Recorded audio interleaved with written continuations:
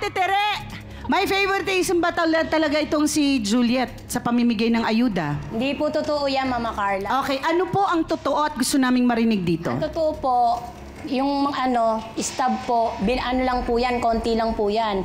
Ngayon, iniikot po ni Pres Juliet.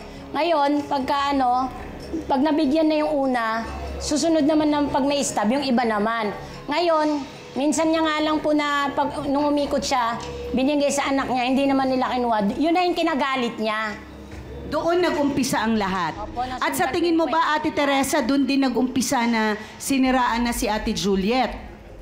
Tingin ko po, inggit yan kay Juliet. Bakit? Ba't ako mainggit? Eh, meron din akong dinadala. Hoy, sa tingin mo na lang. Tingnan mo naman sa mukha niya. Ano sa mukha? Ay, may mukha din ako. Mukha ka naman. Malaki lang lato-lato niya. Mukha Bakit kang yan? kukulang na lang walis. Diyos, ano nga kukulang? Ikaw nga mukhang dabuhala, oh.